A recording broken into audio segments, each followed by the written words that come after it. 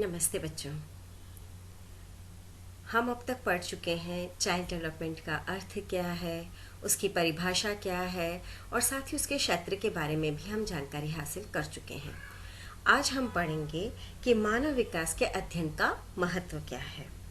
बच्चों, हम बहुत अच्छी तरह से जानते हैं कि जो बालक होते हैं वो हमारे देश के लिए एक अमूल्य निधि होते हैं और यही बालक जो होते हैं धीरे धीरे पढ़ लिख करके बड़े होकर के सुसंस्कृत और एक कुशल नागरिक बनते हैं और हमारे देश का उत्थान करते हैं।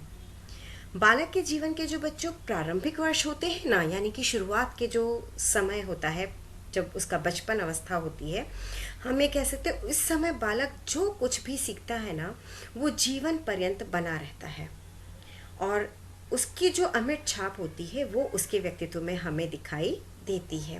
हम अच्छे से समझ सकते हैं कि बालक ने कब क्या सीखा है और धीरे धीरे बालक को देख के, उसके विकास को देख के माता पिता को, शिक्षकों को ये पता चल जाता है कि बालक में कौन सी प्रतिभा है जिसको कि हम और अधिक निखार सकते हैं और उसे आगे बढ़ा सकते हैं। कुल मिलाकर के बचपन में उसे जो कुछ सिखाया जाता है, बाल्यावस्था में उसे जो कुछ सिखाया जाता है, वो बहुत अच्छे से सीख भी लेता है और जीवन भर उसको याद रखता है और उसके मन पर उसकी एक अमिट छाप रहती है। इससे अगर बालक को सही समय पर सही चीज़ें सिखाई जाती है तो उसका सर्वांगीण विकास होता है और वो बहुत अच्छे से विकास करके अपने समाज, राष्ट्र एवं संपूर्ण विश्व को लाभान्वित कर सकता है। हम कुछ पॉइंट्स पढ़ सकते हैं जिससे कि हमें ये पता चले क्या महत्व है चाइल्ड स्टडी का। तो बाल विकास के अध्ययन के महत्व का सबसे पहला पॉइंट है बालकों के स्वभाव को समझने में सहायक। बालकों का स्वभाव, उनका व्यवहार, रुचियाँ, आदतें, अभिवृत्तियाँ आदि चीज़ों का अध्ययन इस बाल विकास के अध्ययन के अंतर्गत किया जा सकता है। इससे हमें ये पता चलता है कि बालक का स्वभाव कैसा है, उसकी रुचि किस तरफ जा रही है, वो किस चीज़ को पसंद करेगा, किस चीज़ को ना पसंद करेगा। उसकी पसंद की चीज़ों के साथ, उसकी रुचियों के साथ उसके व्यक्तित्व को निखारा जा सकता है। कई बार उसके अंदर अच्छी बुरी आदतें कौन सी है उनका हमें पता चल जाता है। किन कार्यों को करने में वो बहुत रुचि लेता है, किन को मनोयोग से करता है, किस कार्य को करने में उसे बिल्कुल भी अच्छा नहीं लगता है। इतनी सारी बातों को हम जब जान जाते हैं तो जानने के बाद किस तरह से बालक का विकास किया जाए, इसमें बहुत ही अच्छी मदद मिलती है और बालक का सर्वांगीण विकास कर सकते हैं। बालक को पढ़ाने लिखाने का इवन जो पाठ्यक्रम तैयार होता है ना बच्चों, जिसे कि हम सिलेबस कहते हैं कि किस उम्र के बच्चों को हमें क्या क्या पढ़ाना चाहिए, क्या क्या उनके सिलेबस में इंक्लूड होना चाहिए, किन चीज़ों को वो सीख सकते हैं, किस प्रकार के कोऑर्डिनेशन को वो समझ सकते हैं, उन सारी चीज़ों को बालक को समझ करके ही हम आगे बढ़ सकते हैं। बालकों के विकास को समझने में उपयोगी दूसरा पॉइंट हमारा होता है कि बाल विकास के अध्ययन के महत्व का है कि बालक के विकास को समझने में बहुत अधिक उपयोगी होता है। प्रत्येक बालक का विकास बच्चों कुछ नियमों और सिद्धांतों पर आधारित होता है और हमारे लिए यह आवश्यक हो जाता है कि किस बालक के अंदर कौन से विशिष्ट गुण हैं, उन्हें हम समझें। विकास की प्रक्रिया के दौरान बालक के अंदर वो किस तरह से प्रदर्शित करता है। क्या होता है बच्चों कि सभी के अंदर कुछ न कुछ गुण विद्यमान होते हैं और कुछ बच्चों के अंदर क्या होता है, कुछ विशिष्ट गुण विद्यमान रहते हैं। अब उन विशिष्ट गुणों को वो कब कैसे प्रदर्शित करता है, किन अवस्थाओं में प्रदर्शित कर रहा है या नहीं कर रहा है, और अगर कर रहा है तो हमें उसको किस प्रकार से समझना है, और अगर वो नहीं कर पा रहा है या वो बहुत कम मात्रा में कर रहा है तो इसको भी पहचानना बहुत अधिक ज़रूरी है। जैसे बच्चों, आप लोगों ने भी सुनी होगी एक कहावत कि पूत के पाँव पालने में ही नज़र आते हैं। और ये जो महत्व है, दूसरा महत्व कि बालकों के विकास को समझने में उपयोगी, ये यहाँ पर बिल्कुल सही चरितार्थ होती है ये वाली कहावत कि अगर बच्चा, जैसे एक एग्जाम्पल लेते हैं कि 2-3 वर्ष का बच्चा है, छोटे छोटे वाक्यों को बोलना सीख रहा है, अंग्रेजी हिंदी के कुछ कुछ चीज़ों के अर्थ बताता है, रंगों को पहचानने लगता है, लेकिन अगर वो पूरे सेंटेंस नहीं बोल पा रहा है या प्रकार से आगे नहीं बढ़ पा रहा है जितना कि उसको समझ में उस उम्र में आना चाहिए। इम्पॉर्टेंट क्या है बच्चों? इम्पॉर्टेंट ये है कि किसी एक विशेष अवस्था में बालक को कौन सी चीज़ें समझ में आ जानी चाहिए। हाँ, थोड़ा सा फ्लक्चुएशन, इंडिविजुअल डिफरेंसेस सभी बच्चों में होते हैं, लेकिन ये फ्लक्चुएशन बहुत ज़्यादा या इंडिविजुअल डिफरेंसेस बहुत ज़्यादा नहीं होते हैं। जैसा कि हमने बात की कि ये जो बालक का विकास होता है कुछ विशेष सिद्धांतों पर आधारित होता है, तो इसलिए बहुत ज़्यादा डिफरेंसेस नहीं होते हैं। लेकिन अगर एक उम्र की सीमा तक भी बालक वो चीज़ नहीं सीख पा रहा है तो उसको हम इसके द्वारा जान सकते हैं कि बालक का विकास अच्छी गति से हो रहा है, सामान्य गति से हो रहा है, तीव्र गति से हो रहा है या फिर मंद गति से हो रहा है। तो जिस भी प्रकार से उसका विकास हो रहा है उसको समझ करके, यानी कि माता पिता उसको समझ जाएं, उसे किसी विशेषज्ञ को दिखाएं, उनके पास ले जाएं, शिक्षक इस बात को समझ जाएं, तो बालक के विकास में बहुत ही ज़्यादा इससे मदद मिलती है। गैसेल ने 1950 में विकासात्मक कार्यों की सूची बनाई और उन्होंने ये भी ज्ञात किया कि किन किन आयु स्तरों पर बालक में कौन कौन से विकासात्मक क्रियाओं का उद्भव होता है।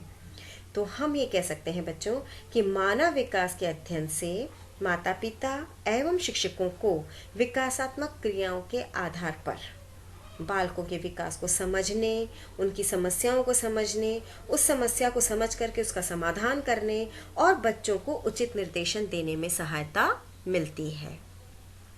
अब हम बात करते हैं वैयक्तिक भिन्नताओं की जानकारी प्राप्त करने में बाल विकास महत्वपूर्ण साबित होता है। हम बच्चों अगर ध्यान से देखें और सोचें तो इस पूरे विश्व में किसी भी दो बालक या व्यक्तियों में इतनी समानता नहीं होती कि हम उन्हें पहचान ही नहीं सकें, है ना? कुछ न कुछ भिन्नता तो कहीं ना कहीं होती ही है।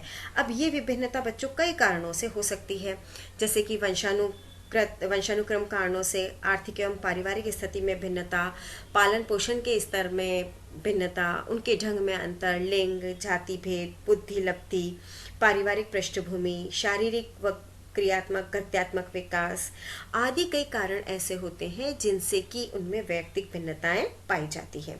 अब बच्चों जैसे कि हम देखते हैं कुछ बालक कैसे होते हैं, बहुत कुशाग्र बुद्धि होते हैं, उन्हें सब कुछ एक बार में देखते ही पढ़ते ही समझ में आ जाता है।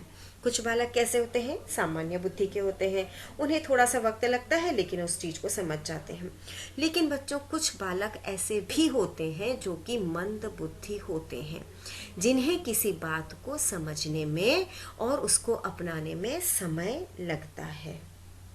ठीक है, तो इस बात को हम इससे पहचान सकते हैं। जैसे किसी किसी बच्चे को क्या होता है, पढ़ने में इंटरेस्ट होता है, किसी को स्पोर्ट्स एक्टिविटी में इंटरेस्ट होता है, किसी को टीवी देखना, कंप्यूटर पे कुछ काम करना उसमें इंटरेस्ट होता है। तो किस बच्चे की किस में रुचि है, वो कौन सा कार्य करता है, और इन विभिन्नताओं के आधार पर उनको हम क्या करते हैं बच्चों, अलग से प्रशिक्षण दे सकते हैं, कुशल बना सकते हैं, योग्य बना सकते हैं, और अगर उनके अंदर कोई विशिष्ट प्रतिभा है तो उसको और अधिक निखारा जा सकता है। अगर किसी चीज़ की कमी है तो उसको सुधारा जा सकता है। सामान्य बालक है तो उसे सामान्य से ऊपर भी लाया जा सकता है। तो इस प्रकार मानव विकास बालकों के शिक्षण में, प्रशिक्षण में और निर्देशन में तीनों में ही उपयोगी होता है। अब तक हमने बाल विकास के 3 महत्व पढ़ लिए हैं। नेक्स्ट है मानसिक दुर्बलता के उपचार में सहायक होता है। कई बालक जो होते हैं ना बच्चों, वो जन्म से ही दुर्बल बुद्धि के होते हैं और धीरे धीरे उनके सीखने के अनुसार पता चल जाता है कि शायद वो दुर्बल बुद्धि हो सकते हैं। फिर जब बच्चा स्कूल पहुंचता है तो पक्का पता लगने लग जाता है। तो दुर्बल बुद्धि के बालक सामान्य बालकों की तुलना में बहुत ही कम पढ़ लिख पाते हैं और सीख पाते हैं। तो इन बालकों को क्या कहा जाता है बच्चों, मंद बुद्धि के बालकों के अंतर्गत रखा जाता है, उन्हें इसके अंतर्गत चिन्हित किया जाता है। तो बच्चों इस प्रकार के जो बच्चे होते हैं ना, उनकी शिक्षण प्रशिक्षण की व्यवस्था अलग होती है। यानी कि सारे ही बच्चे अगर एक जैसी कैटेगरी के होते हैं तो उन्हें सिखाने में सहायता मिलती है। तो अगर किसी दुर्बलता से युक्त बालक है तो उन सारे बालकों के लिए अलग से शिक्षण प्रशिक्षण की व्यवस्था की जाती है, जिससे कि बच्चा उसे आसानी से समझ सके, और जितना समय एक बच्चे को लग रहा है सामान्यतः उतना ही बच्चा मानसिक दुर्बलता से जो ग्रसित दूसरा बच्चा है तकरीबन उसी समय में वो भी सीखेगा। कुशल एवं योग्य शिक्षक इनके लिए रखे जाते हैं, उनके द्वारा उनको निर्देशन दिया जाता है, पढ़ाया लिखाया जाता है और उनको इस योग्य बनाया जाता है कि वे अपना जीवन आसानी से जी सकें, अर्थात धनोपार्जन कर सकें और जीविका को भी चला सकें। तो मानसिक दुर्बलताओं से युक्त बालक, अपराधी बालक, समस्यात्मक बालक आदि सभी बालकों का अध्ययन इसमें किया जाता है और उनको सुधारने के भी प्रयास किए जाते हैं। अगला महत्व है बालकों के नैतिक व चारित्रिक निर्माण में सहायता मिलती है। उत्तम चरित्र वाले जो बालक होते हैं वो माता पिता, समाज, परिवार, देश सभी का भला करते हैं और सभी का नाम रोशन भी करते हैं। लेकिन वो बच्चे जो कि अनैतिक होते हैं और चरित्रहीन होते हैं, उनसे हमारे देश की उन्नति नहीं हो सकती है। हाँ, देश विनाश के गर्त में जा सकता है, देश को डुबो सकते हैं और साथ ही परिवार को भी नुकसान पहुंचा सकते हैं। तो बाल विकास का जब अध्ययन किया जाता है तो बालकों के चरित्र निर्माण में सहायता मिलती है। उन्हें समुचित निर्देशन देकर के उनके चरित्र को सुंदर बनाया जा सकता है और साथ ही उनके व्यवहार को और उन्हें नैतिकता से युक्त बनाया जा सकता है। अब हम बात करते हैं अनुशासन के विकास में सहायक। बच्चों, ये तो आप बहुत अच्छी तरह से जानते हैं, समझते हैं कि जीवन में अनुशासन का होना बहुत ज़रूरी है। अनुशासन का मतलब समझते हैं, सारे ही कार्य जो कि और सारे ही व्यवहार कार्य जो भी व्यक्ति के द्वारा किए जा रहे हैं वो नियमित और संयमित हो, समाज के द्वारा मान्यता प्राप्त हो और स्वयं पर अपने आप पर भी अनुशासन रखने वाले हों। अनुशासित बच्चे ही देश का भविष्य सुंदर बना सकते हैं। वे बालक जो कि बचपन से ही अनुशासन में रहते हैं, डिसिप्लिन को समझते हैं, सीखते हैं, वो काफ़ी प्रगति करते हैं और सफलता उन्हें मिलती भी है और भविष्य भी बहुत अच्छा बनता है। तो ये बच्चे जो होते हैं जो कि अनुशासन में रहते हैं, समाज और देश के लिए मिसाल बनते हैं और कई बच्चों को उनके उदाहरण से सिखाया भी जाता है और भावी पीढ़ी का भी निर्माण किया जा सकता है। अगर बाल विकास पढ़ते हैं तो बाल विकास के माध्यम से बच्चों के अनुशासन के विकास में भी सहायता मिलती है। बालकों के प्रति वैज्ञानिक दृष्टिकोण अपनाने में सहायक। बच्चों का लालन पालन और शिक्षा दीक्षा, जैसा कि आप सभी जानते हैं बच्चों कि आज के इस ज़माने में इस पर बहुत अधिक ध्यान दिया जाता है, लेकिन पहले के ज़माने में ऐसा नहीं होता था। माता पिता और अभिभावक का क्या उद्देश्य होता था कि समाज व परिवार के जो आशाएं हैं, बच्चा बस उनके अनुरूप बन जाए। तो उनकी रुचियों में, उनके शिक्षण प्रशिक्षण पर विशेष ध्यान नहीं दिया जाता था। लेकिन जैसे जैसे युग बदलने लग रहा है और बच्चों आपको पता होगा तो पहले तो बच्चों के खान पान पर, वस्त्र परिधान पर कि बच्चा क्या पहन रहा है और किस तरह से वो मनोरंजन कर रहा है, इन पर भी विशेष ध्यान नहीं दिया जाता था। सामान्यतः जो स्टाइल के कपड़े बड़े लोग पहनते थे वही स्टाइल के कपड़े बच्चे लोग भी पहन लेते थे, तो इनमें कहीं भी कोई भी डिफरेंस नहीं रखा जाता था। लेकिन जैसे जैसे समय बदलने लगा है तो लोग समझने लगे हैं कि बालक एक वयस्क का लघु रूप नहीं है। समझ रहे मेरी बात को? बालक एक वयस्क का छोटा रूप नहीं है। बालक अपने आप में एक अलग अस्तित्व लिए हुए होता है। उसकी अपनी अलग रुचियां होती है, अभिवृत्तियां होती है, सीखने का तरीका अलग होता है, कार्य करने का तरीका अलग होता है, वो बिल्कुल प्रौढ़ों से भिन्न होता है। और बच्चों, ये हम अच्छे तरह से जानते हैं कि बच्चे का मन, बच्चे की क्रियाविधियां, बच्चे की इच्छाएं, बच्चे की चाहत, सब कुछ प्रौढ़ों से बिल्कुल भिन्न होता है। इनका जो मन मस्तिष्क होता है प्रौढ़ों से बहुत अलग होता है। तो बालक के प्रति अगर वैज्ञानिक दृष्टिकोण अपनाया जाने लगे, जैसा कि आजकल होने लगा है, तो बाल विकास के संबंध में अनेक विद्वान, दार्शनिक, मनोवैज्ञानिक ने विभिन्न मतों और सिद्धांतों को प्रतिपादित किया और ये बताया कि बालक का जो प्रारंभिक जीवन होता है ना, वो बहुत ही अधिक महत्वपूर्ण होता है। अगर बच्चे का बाल्यकाल में अनुभव बहुत सुखद और अच्छा रहता है तो उसका आजीवन उस पर प्रभाव पड़ता है, लेकिन इसके विपरीत अगर उसका अनुभव कटु रहता है तो इसका भी बुरा प्रभाव उसके जीवन पर पड़ता है। इसलिए बालकों का लालन पालन, उनका पोषण, उनका शिक्षण प्रशिक्षण, उनकी रुचियां, उनकी इच्छाएं, उनके दृष्टिकोण आदि चीज़ों को वैज्ञानिक तरीके से अगर समझ करके बच्चों को आगे बढ़ाया जाए, बच्चों को विकसित किया जाए, तो बच्चा एक बहुत ही सभ्य समझदार नागरिक बनने में सफल होता है।